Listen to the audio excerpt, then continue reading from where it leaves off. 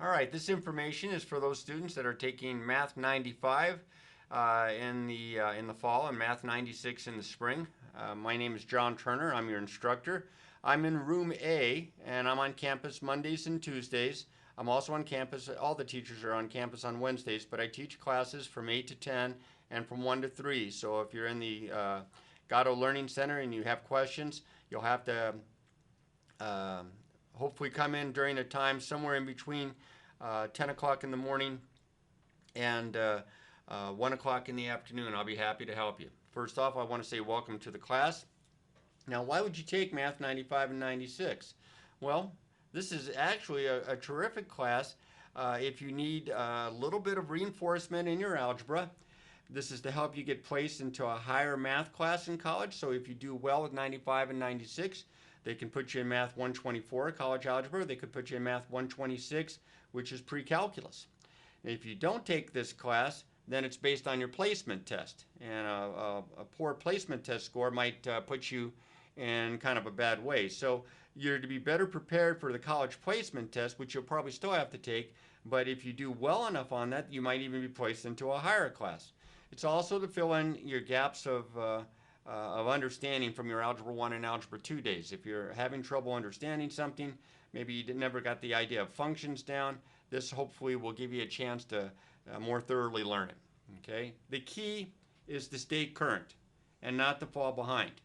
And that's for a very important reason in that CSN has indicated that I am not to allow students to turn in work late. So that's why it's important that you stay current. And to do that, take time to learn the material and to ask questions. Built into each section, there's a little mini lesson involving some images of examples and key ideas. There's also a link to notes that you can print out or that you can look through. And there are videos. Now there's two types of videos. One that I created specifically for that section, and then there's other videos that are below that go over key topics from that section but don't cover the section exactly like the first video will. So I'd suggest that you use that first video and then back it up if you need to with the other videos that are built into the class. And there are practice problems that you can use out of the book, and the book is online, because if you do some odd numbered practice problems from this section to make sure you understand it, check your answers in the back of the book, then you should be ready for the assignment. Now the assignments are multiple choice. You only get to one attempt. Now what I mean by only one attempt is that you answer a question. If you get it wrong, you can check it, but then you can attempt the answer on that problem and you can get partial credit. Now also, there's deadlines. So look at the due date because they need to be done by midnight of the due date. They have to be done by then, otherwise they close and you won't be able to work them. And as you'll find out in this particular class, if you do one section, it opens up the next section. At least you have to score at least 40%, but it opens up the next section. So if you don't do a section, the remaining sections aren't going to open up for you. So that's going to be a problem. And if something like that happens, you got to email me as soon as possible, and I can figure out what to do to see if we can get you to continue in the class. The tests are also multiple choice. Let me erase this up just a little bit. Okay, you're also allowed one attempt with the idea of partial credit again, and you must score 40% to continue. Check the deadlines, because if you don't do a test, that's 100 points, and that's really going to affect your grade.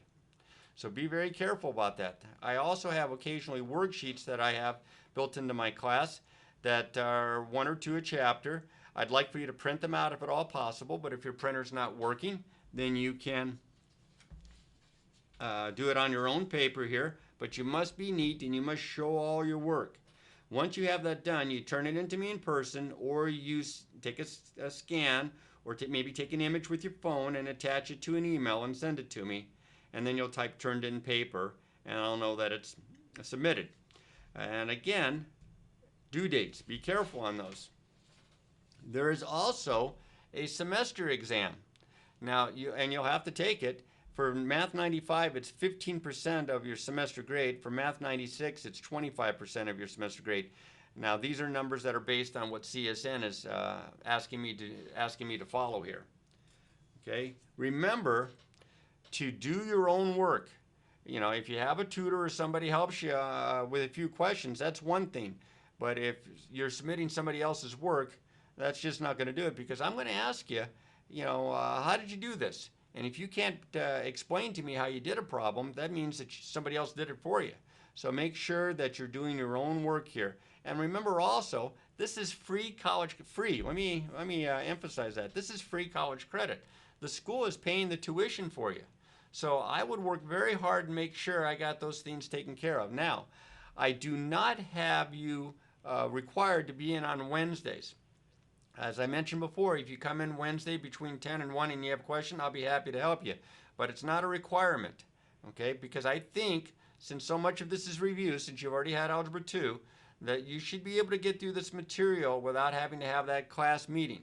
However, if you have questions, come in on Wednesdays in the middle of the day. Also, my Google Meet sessions on Thursdays and Fridays as well. And then if you're a Monday or Tuesday student, I'll be seeing you in person then. All right, best of luck with this class. Take advantage of it. This is a good class for you to get some free college credit.